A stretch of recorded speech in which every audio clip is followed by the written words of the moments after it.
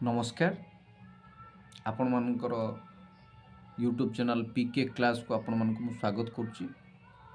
क्षमा चाहूँगी गला एपिसोड रे मु आपण मानक कंप्लीट वीडियो दे पार्लिनी ड्यू टू किसी टेक्निकल इश्यू रहिला। आज पुणी आमे आरंभ पढ़ा मातृभाषा और लोकशिक्षा दशम श्रेणी साहित्य बहिर जहाँ लेखक लिखिं गोलोक बिहारी दल लेखक। तो गला एपिसोड रे हड़बड़ी मुझे अपलोड कर देती तथापि किसी रेस्पॉन्स पाई 3-4 जन प्राय देखी। सो पुणी आमे पुणी आरंभ करवा एपिसोड रे एटा तो द्वितीय एपिसोड पुणी आरंभ करवा आरंभ पुणी पढ़ी आमे बुझा। आसतु पाठ मध्य को जावा। आज आम आलोचना करवा दशम श्रेणी साहित्य बहिर मातृभाषा और लोकशिक्षा गद्यर लेखक गोलोक बिहारी धल पढ़ा। चलते आम देश में भाषा समस्या कहला मात्रे लोके बुझती हिंदी इंग्रेजी विवाद कथा। आंचलिक भाषा कथाटा बेसी मन को आसे नहीं, किंतु प्रकृत में देखा गले आंचलिक भाषा हूँ जनतार प्रथम प्रयोजन। अन्न वस्त्र पर तार दरकार निजर भाषा। से अर्थनीति क्षेत्र में गांधीजी विदेशी वर्जन कर स्वदेशी व्यवहार करने जमीती डाक देले, भाषा क्षेत्र में सेमती इंग्रेजी छाड़ी मातृभाषा को समृद्ध करने घोषणा कले। तांकर डाक है केन्द्र भाषा एवं हिंदी और भिन्न भिन्न राज्यगुड़िक राज्यभाषा और आंचलिक भाषा अर्थात राज्य लोक मानकर मातृभाषा। स्वाधीनता समय स्वाधीनता जो है आम देश सेबुठू भाषार बदटा गोटे चली आसी जे कौ भाषा केमती आम शासन कल कौ भाषा व्यवहार हम। पुणी 30टा राज्य आम देश में 30टा राज्य प्राय सबू राज्यर विभिन्न प्रकार भाषा अच्छी निजर लोकाल बा आंचलिक भाषा सब अच्छी जो शासनर भाषा कौन हम सरकारी भाषा कौन हम लोक कौन डिमांड करसबू भितर धंदी की कौ भाषा को सरकारी भाषा करवा यह विभिन्न प्रकार जटिल समस्या मध्य दे गति कर से समयटा। सो तांकर डाकला केन्द्र भाषा हम हिंदी और भिन्न भिन्न राज्यगुड़िक राजभाषा हम आंचलिक भाषा अर्थात राज्य लोक मानकर मातृभाषा। गांधी कही गांधीजी मातृभाषा को मातृस्तन्य पर मूल्यवान मन करुले। जमती माँ क्षीर छुआपाई अति निहाती दरकार सेमती मातृभाषा से राज्यर बा से स्थानीय लोकों निहाती दरकार, नले से विकास हो पार ना। ताको दृष्टि जो लोकर मातृभाषा प्रति ममता नहीं ताकू केवे देशभक्त कहुई पारे ना। भाषा गोटे एमती जिनिस आम रक्तर सी अच्छी, मातृभाषा हूँ आम रक्तर अच्छी। तेनाली रामा बोली गोटे गप अच्छी प्राय अनेक जानी से गपरे से शोथे से तेनाली रामा ताकू हठात कौन गोटे अचानक एटा उठा जागृत करा सी हठात उठिकी निज मातृभाषा चिल्लेबे। तो मातृभाषा आम ब्लड रे अच्छी, तेणु मातृभाषा को आम भल पाइबा दरकार। केबे देशभक्त कहुई पारे ना। जे मातृभाषा को भल पाएनी से केमती देशभक्त हो। साधारणतः ओडिया माने मातृभाषा को भल पाती। ये मुझे गला एपिसोड पूरा भल कहीदी 8-10 मिनट खंडे। तेणु मुझे चर्चा करने को चाहूनी। मातृभाषा को अधिक मात्रा भल पाइबा दरकार। तेणु मातृभाषा ही आमर परिचय। भाषा हूँ गोटे संस्कृति आ गोटे जातिर परिचय। चलतु पाठ मत जा। ओडिया कवि ठीक कही मातृभूमि मातृभाषा ममता जारुदे जनमी नाई ताकू जेबे ज्ञानी गणरे गणिबा अज्ञान रहिबे कहीं। किंतु इंग्रेजी भाषा प्रभाव में आम देश में भाषा परिस्थिति एमती है जे मातृभाषा न जाणी मध्य लोके हेले ज्ञानी। निज भाषा जनानी किंतु आम पर इंग्राजी भाषा जाणिक भारी ज्ञानी देखी होती। बुझिपारे जे इंग्राजी दीपद कहीदेला से जेकोसी राज्य हो हिंदी वाला हूँ इवेन नॉर्थ इंडिया रे एक देखा मिले। से इंग्राजी को भारी प्राधान्य दिखते। जो मैंने इंग्राजी जानती इंग्लीश कहती से भारी गुरुत्व दिखती। निज मातृभाषा कहवा लोक हे ज्ञान कराती। निज निज भाषा आम पारदर्शिता ना अथच इंग्राजी भाषा 2-4 पद आम कथा कहीदेले आमर बाहाबा बेसी बढ़ी जाए, जोटा कि भारी दुर्भाग्यपूर्ण कथा। ये भारत मानकर चिंताधारा सेमती जेतु कहीं अनादि कालू इंग्रेजी मान ये शासन करुले से भाषा इंग्राजी थिला। बुझिले से इंग्राजी भाषा को लदिदेले। जमी माकुले गोटे फर्मुला माकुले गोटे कथा अच्छी जो मैंने जानते से जानी माकुले से माकुले सिलाबस इंग्राजी को भाषा रखिदे। भाषा माने पाठ्यपुस्तक भाषा रखिदे इंग्राजी। इंग्राजी न जानिले जड़े जे पाठ जानी यार किसी माने लोक गुरुत्व दिखते। जब इंग्राजी जानी सी पाठ जानी इंग्राजी जानी सी पाठ पढ़ी कि पाठ केते डिग्री थाउ पाठ जना नहीं पाठ आसनी। କିନ୍ତୁ ଇଂରାଜୀ ଭାଷା ପ୍ରଭାବରେ ଆମ ଦେଶର ଭାଷା ପରିସ୍ଥିତି ଏମିତି ହେଲା ଯେ ମାତୃଭାଷା ନ ଜାଣି ମଧ୍ୟ ଲୋକେ ହେଲେ ଜ୍ଞାନୀ। ଏଇ ଜ୍ଞାନୀ ଲୋକମାନଙ୍କର ମାତୃଭାଷା ଅବହେଳା ହେଲା ଜାତି ପକ୍ଷରେ ଘୋର ଦୁର୍ଭାଗ୍ୟର କାରଣ। ଏଇ ଜ୍ଞାନୀ ଲୋକମାନଙ୍କ ମାତୃଭାଷା ଅବହେଳା ହେଲା ଜାତି ପକ୍ଷରେ ଘୋର ଦୁର୍ଭାଗ୍ୟର କାରଣ। ଏଇ ଯେଉଁ ତଥାକଥିତ ଜ୍ଞାନୀ ବୋଲେଇଲେ ଇଂରାଜୀ ଭାଷା ଜାଣି ବ୍ରିଟିଶ ମାନଙ୍କର ଚାମଚାଗିରି କରିଲେ, ଗୋଲାମଗିରି କରିଲେ ଇଂରାଜୀ ଭାଷା ଜାଣି, ତାଙ୍କ ହେତୁ ଆମ ମାତୃଭାଷା ସବୁ ତଳିତଳାନ୍ତ ହେଇଗଲା, ଅବହେଳିତ ହେଇଗଲା।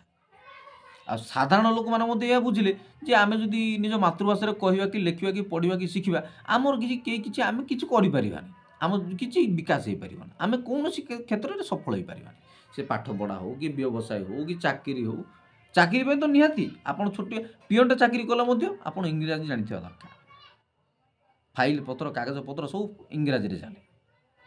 ତ ସେଇମାନଙ୍କର ଏକ କୁଚକ୍ରାନ୍ତ କହିପାରନ୍ତି କି ହୀନମାନ୍ୟତା କହିପାରନ୍ତି କି ଲୋକଙ୍କୁ ଗୋଟେ ସେମିତି ଅପାଠୁଆ ରଖିବା ପାଇଁ କି ଅନ୍ଧକର ରଖିବାର ଗୋଟେ ହୀନ ମନୋଭାବ ଯୋଗୁଁ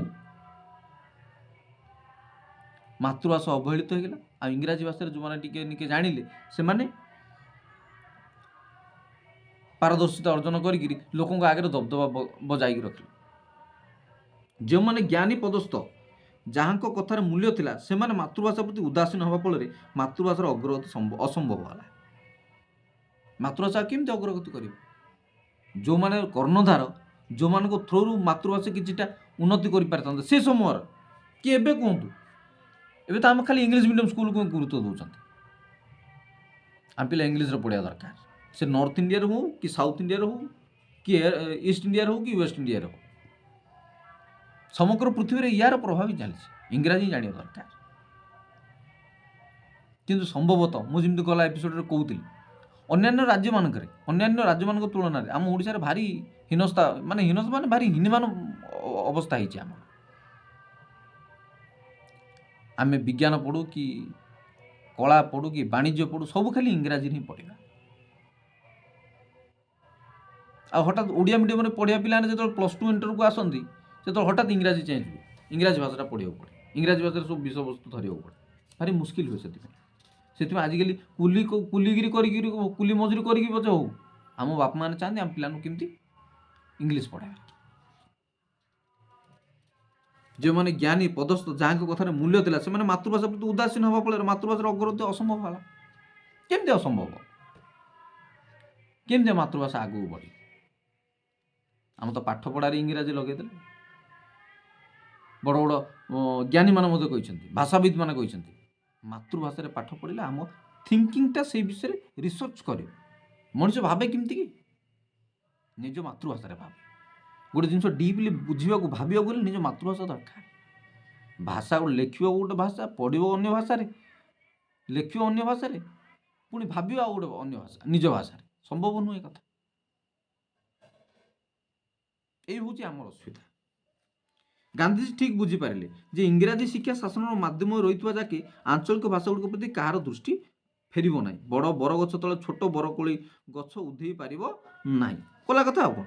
ବିଜୁଳି ବତୀ ଜଳୁଥିବା ଯାକେ ଛୋଟ ଦ୍ୱୀପକୁ କେହି ଚାହିଁବେ ନାହିଁ। ଛୋଟକୁ ରକ୍ଷା କରିବାକୁ ଗଲେ ବଡ଼କୁ ବାରଣ କରିବାକୁ ହେବ। ଠିକ୍ ବାଣିଜ୍ୟ ବ୍ୟବସାୟ କ୍ଷେତ୍ରରେ ଯେମିତି ହେଉଛି। ଛୋଟ ଛୋଟ ଖୁଚୁରା ଦୋକାନୀମାନଙ୍କୁ ଯଦି ମାନେ ଆମକୁ ଡେଭଲପ୍ କରିବାର ଅଛି, ତାଙ୍କୁ କିଛି ଅର୍ଥ ରୋଜଗାର କରିବାର ଅଛି, ତାହେଲେ ବଡ଼ ମଲ୍ ଗୁଡ଼ାକୁ, ବଡ଼ ବଡ଼ ବ୍ୟବସାୟୀ ପ୍ରତିଷ୍ଠାନ ଗୁଡ଼ାକୁ ଆମକୁ ଟିକେ ସଙ୍କୁଚିତ କରିବାକୁ ପଡ଼ିବ। ଉଦାହରଣ ସେ ଦେଲେ, ବିଜୁଳି ବତୀ ଜଳୁଛି ମାନେ ତା ଆଗରେ ଛୋଟ ଡିବ୍ରି ବତୀର କିଛି ମୂଲ୍ୟ ନାହିଁ।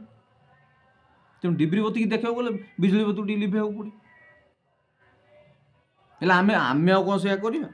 ସାରା ସଂସାର ପାଇଁ ଇଂରାଜୀ ହେଉଛି, ସାରା ସଂସାର ଇଂଲିଶ ପତ୍ରରେ ମାତିଛି, ଆଉ ଆମେ ଆଉ କେମିତି ନିଜ ମାତୃଭାଷା କଥା କରିବା? ସମ୍ଭବତଃ ଅନ୍ୟାନ୍ୟ ରାଜ୍ୟମାନଙ୍କରେ ମାନନ୍ତୁ କି ବଙ୍ଗଳା ହେଉ କି ଆନ୍ଧ୍ର ହେଉ କି କେରଳ ହେଉ କି ତାମିଲନାଡ଼ୁ ହେଉ କି, ଏମାନଙ୍କର ନିଜ ମାତୃଭାଷା ପ୍ରତି ଭାରି ମମତା ଅଛି। ଆଉ ସେମାନେ ଭାରି ଢେର ବି ନିଜ ସାହିତ୍ୟକୁ ନେଇ ଭାରି ଗର୍ବ କରନ୍ତି, ନିଜ ଭାଷାକୁ ନେଇ ଭାରି ଗର୍ବ କରନ୍ତି। ଯାହା ହତଭାଗା ଆମ ଓଡ଼ିଆଙ୍କର ଏ ପ୍ରତି ଆଗ୍ରହ ବିଲକୁଲ। ଭାଷା କ'ଣ, ଜାତି କ'ଣ, ଖାଲି ଧର୍ମରେ ମାତିଛନ୍ତି। ଆମକୁ ଖାଲି ଭାଷା ଜାତି କଥା କିଛି ନାହିଁ।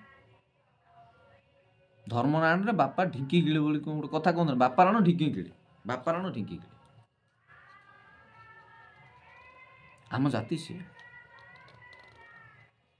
ଆମ ପାଖରେ ଭାଷା ମମତା ବିଲକୁଲ ନାହିଁ।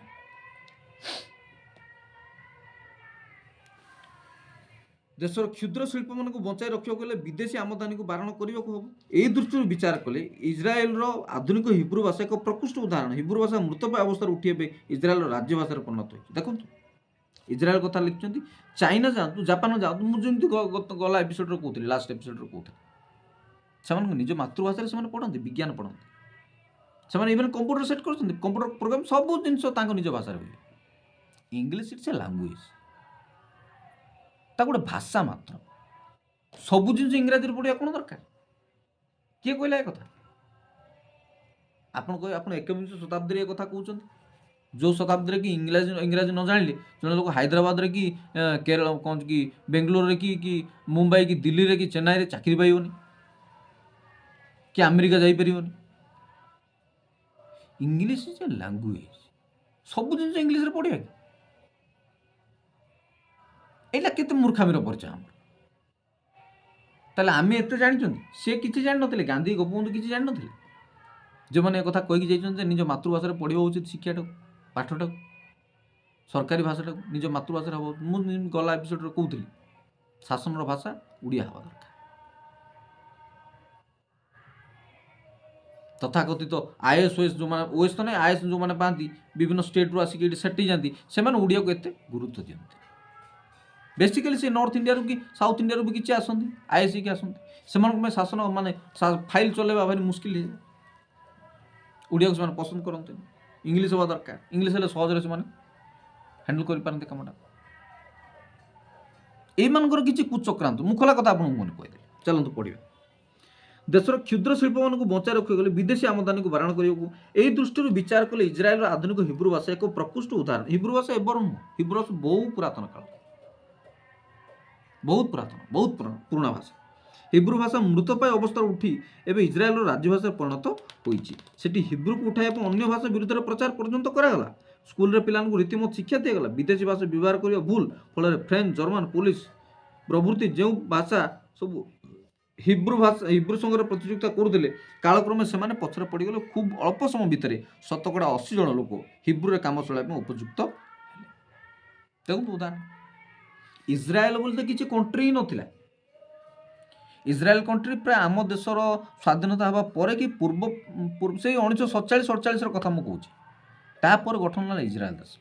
ଜିଉମାନେ, ଯେଉଁ ଇସ୍ରାଏଲି ଜିଉମାନେ ତ ପ୍ରାୟ ପୃଥିବୀର ସବୁଆଡ଼େ ପୁରା ଛିନ୍ନ ଭିନ୍ନ ହେଇକି ପଡ଼ିଥିଲେ, ଛିନ୍ଛତର ହେଇଯାଇଥିଲେ। ସେମାନଙ୍କର ଦେଶ ବୋଲି କିଛି ନଥିଲା, ମାନଚିତ୍ର ଇସ୍ରାଏଲ ବୋଲି କିଛି ନଥିଲା। ସେଇ ଆମର ଦେଶ ସ୍ୱାଧୀନତା ହେବାର ବର୍ଷେ 2 ବର୍ଷ ଏପଟ ସେପଟ 1947-48 ବେଳକୁ ତାଙ୍କ ଦେଶ ଗଠନ ହେଲା। ସ୍ୱାଧୀନ ନାହିଁ, ଗଠନ ହେଲା। ଇସ୍ରାଏଲ ବୋଲି ଗୋଟେ କଣ୍ଟ୍ରି ପୃଥିବୀ ମାନଚିତ୍ରରେ ସ୍ଥାନ ପାଇଲା। ସେ ଦେଶ ଆଜି ଦେଖନ୍ତୁ କେତେ ଡେଭଲପ୍। ସେ ନିଜ ଭାଷାରେ ପାଠ ପଢ଼ିକି କେତେ କ'ଣ ହେଇଛନ୍ତି।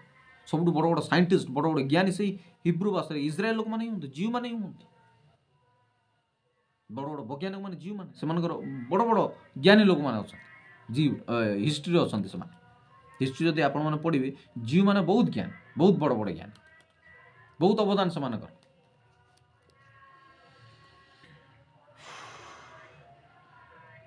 ଭାଷାକୁ ନିର୍ଦ୍ଦେଶ ଦେବା ପାଇଁ ପୃଥିବୀର ଖୁବ୍ ସଭ୍ୟ ଦେଶମାନଙ୍କର ମଧ୍ୟ ଏକାଡେମୀ ଅଛି। ଇସ୍ରାଏଲର ହିବ୍ରୁ ପାଇଁ ଗୋଟେ ଭାଷା କାଉନସିଲ ଅଛି।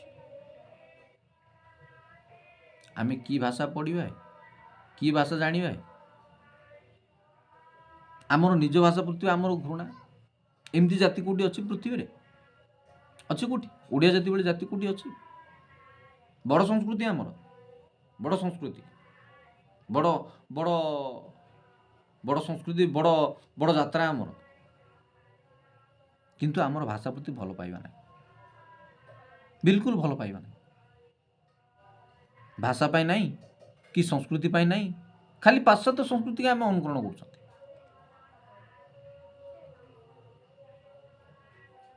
କିଏ ଶୁଣିବା ଆମ? ଦ୍ୱିତୀୟ କଥା, ଗଣତନ୍ତ୍ର ମୂଳ ମନ୍ତ୍ର ହେଲା ଶିକ୍ଷା। ଶିକ୍ଷା କଥାକୁ ଆସ, ମୁଁ ଆଗୁଆ ଅଲରେଡ଼ି କହିଦେଲି ଆପଣଙ୍କୁ ଶିକ୍ଷା କଥା। ଏବେ ଶିକ୍ଷା କଥାକୁ ଆସିଲା। ଗୋଲକ ସାର୍ ଏବେ ଶିକ୍ଷା କଥାକୁ ଆସିଲେ। प्रत्येक भोटर उपयुक्त शिक्षा न पाइबा पर्यंत गणतंत्र सफल हो पारिब नहीं। समूह जनता को अल्प समय भितर शिक्षित करने को हेले मातृभाषा ही सर्वोत्कृष्ट माध्यम। प्राइमरी एजुकेशन जो कथा कहते प्राइमरी एजुकेशन ता केवल मातृभाषा हवा उचित। मातृभाषा हेले ही लोक बुझीपारे, पिला बुझीपारे, आ जनता बुझिले ही किसी भाविबो कि चिंता करियो तापर किसी विकास हो पारे। Without thinking nothing happen. प्रथम भाविया को पड़े तापर हुई किसी भाविया निहाती दरकार। समूह जनता अल्प समय भितर शिक्षित करने मातृभाषा ही सर्वोत्कृष्ट माध्यम। विदेशी भाषा समूह शिक्षार उदाहरण पृथ्वी में कौटी बोध होना क्यों तो नहीं। भारत को छाड़ी कौटे आम भारी इंग्राजी मानिया परा भारी इंग्राजी मान जिते कहबी कथा ए कथा जिते आप कह चिल्लेबे लोक कहे चुप करवा तुम केते जानी पकेल तुम केते बुझी पकेल भारी कह गला बाहर आम इंग्राजी न पढ़े कौन ओडिया पढ़े बोले। सबु राज्यर कथा किछटा अलगा किंतु आम ओडिशा कथा भारी हीनस्ता भारी हीनस्ता भारी हीनस्ता भारी हीनस्ता आम ओडिशा कथा। खाली आम इंग्लीश ही इंग्लीश देखी आम जीवन गला। इंग्राजी आमर सभ्यता, इंग्राजी आमर संस्कृति, इंग्राजी आमर भाषा, इंग्राजी आमर स्टाइल, इंग्राजी आमर लुक, इंग्लीश सब इवेन अनेक लोकंर कलर ट्यून रे भी आप इंग्लीश म्यूजिक पाइबे। मोबाइल कलर ट्यून रे भी इंग्लीश म्यूजिक पाइबे, रॉक म्यूजिक सब से केते बुझंती बोल तो रखिछन ट्यून रे। ओडिया गीत कि हिंदी गीत ये सब पाइबे आप इंग्लीश म्यूजिक पाइबे। देखो आम चिंताधारा आम एबर पीढ़ींकर केते जे हीनमान्यता, हीन मनस्क, हीन मानसिकता चिंता कले भारी दुख लगे। विदेशी भाषा समूह शिक्षार उदाहरण पृथ्वी में क्योंटी नहीं कौ देश तो नहीं। भारत को छाड़ कौ देश से इंग्रेजी शिक्षा देशर 150 वर्ष है चली शतकड़ा 150 जन भारतीय भी इंग्रेजी शिखी पारे ना। शिखे कौटे 150 वर्ष है चली स्वाधीनता पूर्व 200 वर्ष कि खंडे कि केते वर्ष ब्रिटिश शासन कले से माने इंग्रेजी चलैले। स्वाधीनता पर 1947 टू आज आसिक 2024 केते हला 47 3 50 ये 50 3 53 ये 24 53 4 57 20 77 वर्ष है इंग्लीश चलती। केते जण आम इंग्लीश कहि परछन केते जण आम इंग्लीश कहि परछन। आमर गोटे कि हीन मानसिकता मो भाषा जो अलगा मो भाषा ओडिया कि मो भाषा तेलुगु कि मो भाषा हिंदी कि मो भाषा मराठी मु से भाषा रे पारदर्शिता अर्जन न करी मु खाली इंग्लीश सोबेले मु बड़ लोक हेबी। मु जेमती कहूली कि फिकर फंदी रचि दिया कि फंदी रचि दिगला से समय हूँ कि ए समय हूँ कि शिक्षा भी जाशुणी ये फंदी रचि दी गले कि शिक्षार भाषा इंग्राजी रो ताकि समस्त ये जिन को आयत्त करें। भाषा शिक्षा समस्त द्वारा है। भाषा शिक्षा गोटे टैलेंट से समस्त पाखे न टैलेंट दी प्रकार कथा कहूँ मुझे टिक अलग दुपद कह गोटे न्यूमेरिकल आ गोटे word. Numerical in the sense जो मैंने गणितज्ञ होता अंक भल कर भारी विरल लोक मैंने अच्छा अंकर जो मैंने एक्सपर्ट मैंने भारी विरल सेमती लोक प्रायतः न था 100 जन अधिक था भल अंक कसती।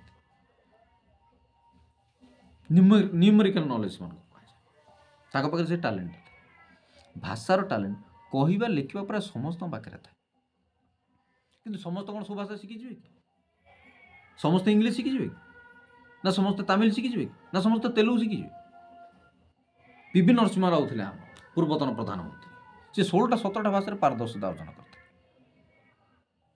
भाषा शिखिबार गोटे टैलेंट किसी एवं भी अच्छा किसी लोक मल्टी लैंग्वेज कहते बंगाली कहे ओडिया कहे इंग्लीश कहे हिंदी कहे कि समस्त पाखे से जिन हो पारे इंग्लीश समस्त देखिए हुए फोनेटिक्स हो कि अन्य जिन सब उच्चारणगत दृष्टिकोण हो नॉर्थ ईस्ट लोक हूँ कि साउथ ए तेलुगु तमिल लोक मैंने हूँ से इंग्लीश भल कहीपर फोनेटिक जो नुह हिंदी एत भल कहीपार ओडिया वालों हिंदी भल सुहाए छोट छोट पिला तो भल हिंदी कही दिखते कौन आम हिंदी पाठ पढ़ुन हिंदी लांगुएज पाठ लेखा कर पाठ हिंदी कहते हैं कथबार्ता कर हिंदी फिल्म देखिए आम हिंदी शिखी जाऊँ इंग्लीश लेखापढ़ा कर इंग्लीश लेखापढ़ा करके हिंदी इंग्लीश फ्लुएंसी कह पकाउछन्ति केते जन इंग्लीश फ्लुएंसी कही दूसर फ्लुएंसी कही दूसर नॉनस्टॉप इंग्लीश कहीदेवा पढ़ार मीडियम भाषाटा हिंदी तो नुह अथच भल हिंदी आम कहते जोटा जो भाषा सहित सेट हुए जो मेंटालिटी सहित सेट हुए जो टैलेंट जो लोक सहित सेट हुए तांकर फोनेटिक्स भाषा संस्कृति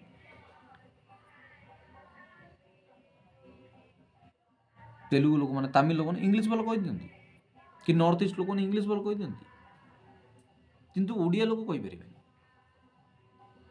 आम हिंदी भल कह इंग्लीश भल कहीपर आप राजी हूँ ना रुहतु मोटा मोर व्यक्तिगत मत मुझे क्या कर केते दूर यथार्थ आप विचार करेंगे चलते पाठ पढ़े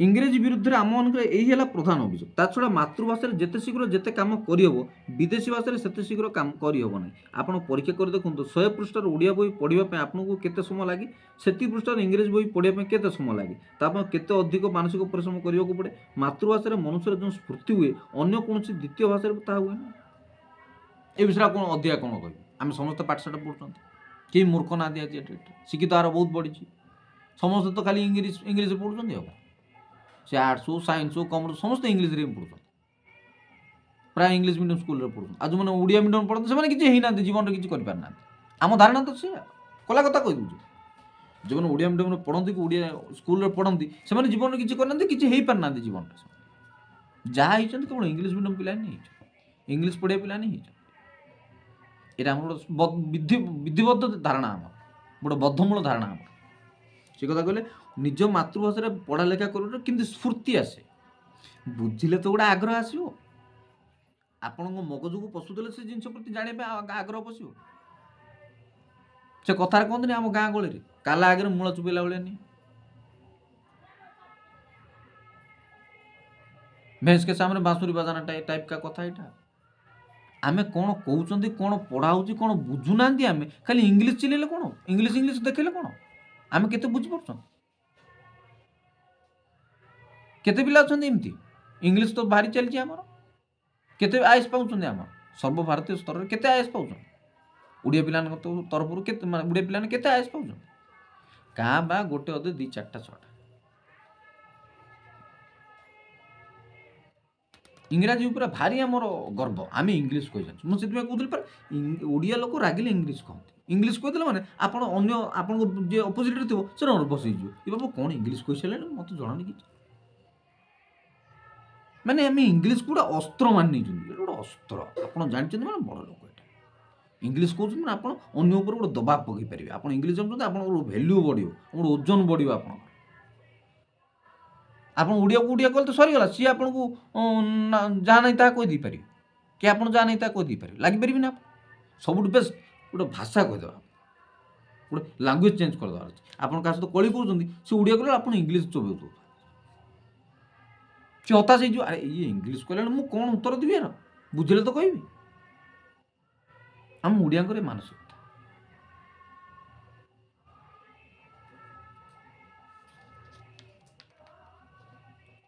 तेणु लेखापढ़ा जो ओडिया हाँ जी स्फूर्ति हाँ जी रुचि आग्रह बढ़ता से इंग्लीश हम ना इंग्लीश खाली आम देखिए आम इंग्लीश जानते आम बुझी आम पढ़ुं आम चाकरी कर खाली देखिए मातृभाषा मातृ ममता जार जन्मी ना परा ताकू जब ज्ञान गणर गणव अज्ञान अज्ञान रे मूर्ख नुहति से कवि जी कहते से ठीक बुझ अबिका लोक आम सब मूर्ख ज्ञानी नुह आम ढेर इंग्लीश कहते ओडिया कहीं कह 4 पद कहीपर ओडिया लेख 2 पेज लिखिपर ये गोटे कौन पाठ ओडिया कौन लिख ओडिया कौन कह ये कौन गोटे पाठ ओडिया कौन लिख ओडिया कौन पढ़ा इंग्लीश लिखा आम इंग्लीश कह इंग्लीश पढ़ा ଇଂଲିଶ ଆମର ଗର୍ବ, ଇଂଲିଶ କହୁଛନ୍ତି ମାନେ ଚାଲନ୍ତୁ। ମାତୃଭାଷାର ମଣିଷର ଯେଉଁ ସ୍ଫୂର୍ତ୍ତି ହୁଏ ଅନ୍ୟ କୌଣସି ଦ୍ୱିତୀୟ ଭାଷାରେ ତାହା ହୁଏ ନାହିଁ।